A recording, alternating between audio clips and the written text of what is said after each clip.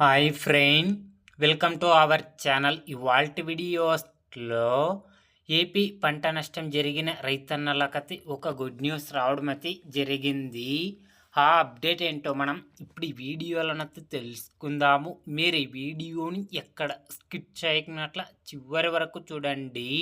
అప్పుడైతే నేను చెప్పేది మీకు అర్థమవుతుంది. అలాగే వీడియో నచ్చితే ఒక లైక్ చేసి ఇంతవరకు మన ఛానల్ సబ్స్క్రైబ్ చేయని వాళ్ళు వెంటనే సబ్స్క్రైబ్ అయితే చేయండి.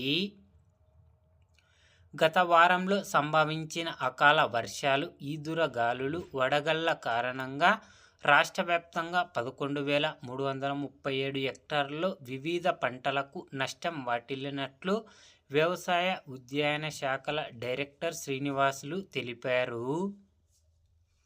15 జిల్లాలకు చెందిన 9,950 హెక్టార్లలో వ్యవసాయ పంటలు, 9 జిల్లాలకు చెందిన 1,387 హెక్టార్లలో ఉద్యాన పంటలు దెబ్బతిన్నట్లు గుర్తించామని ఆదివారం వెల్లడించారు.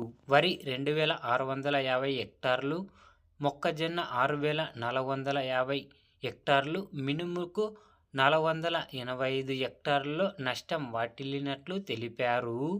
ప్రధానంగా ఎన్టీఆర్, కృష్ణా, నెల్లూరు జిల్లాల్లో వ్యవసాయ పంటలు, ఎన్టీఆర్, ప్రకాశం, మార్కాపురం, నెల్లూరు, తిరుపతి జిల్లాల్లో అరటి, మామిడి, నిమ్మ, కూరగాయల పంటలు దెబ్బతిన్నాయని చెప్పడం అయితే జరిగింది ఫ్రెండ్స్. కాబట్టి పంట నష్టం జరిగిన రైతన్నలకు వచ్చే నెలలో డబ్బులు జమ చేయబోతున్నట్లు ఏపీ రాష్ట్ర ప్రభుత్వం నుంచి అప్డేట్ రావడం అయితే జరిగింది ఫ్రెండ్.